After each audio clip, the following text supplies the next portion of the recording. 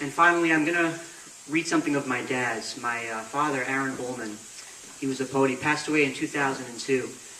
He was a poet, widely published, but never felt completely at home in the poetry world because he was also a religious Jew. And by the same token, he was a religious Jew who never felt completely at home in that world because he was a poet.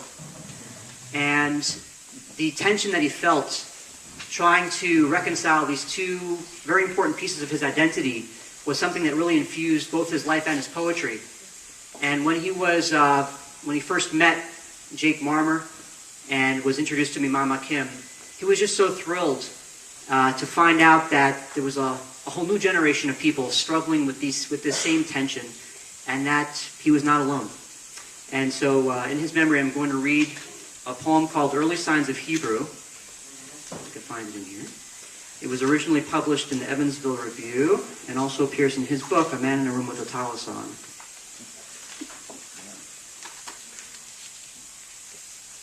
Early Signs of Hebrew. Ba, ba, be. Thus begun the beginning in this noisy conspire to unchange the old ways of old Jews in forgotten places, now disappeared. Whole towns unmapped forsake, but name for yeshivas we mispronounce. Even God himself, his holy name, unspoke must doubt the noise. Ah, Arala, oh Arala, come forth to saying, he sits for you, he waits for you to say the forgotten parts of Jew memorizing Jew. Open the books and say, he says, till words reform to make names after whom I'm named, letter by letter. Even as I rename the world to go again by Aaron, but do not yet know myself by heart.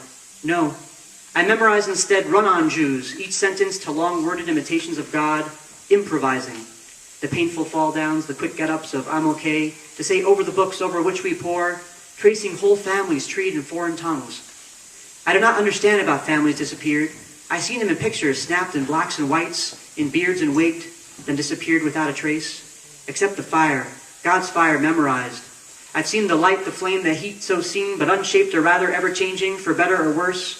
Moment to moment, it shaped jags, memory to memory, like a book in Hebrew that won't close in the wind.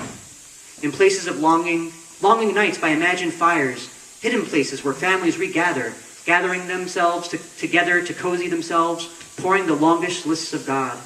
His burn, his burnt, his burners, even as armies overrun the study houses, filling books with burn, letter by letter. Translators abandon the vernacular to yowls and Yiddisher places about the instability of words or the silence of God.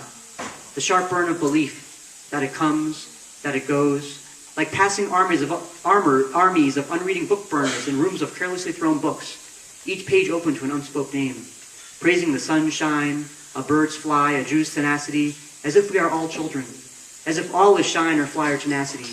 We face east, back, and forth, almost lost but rooted in small rooms. We gather in the forgot, and we make sounds. Thank you.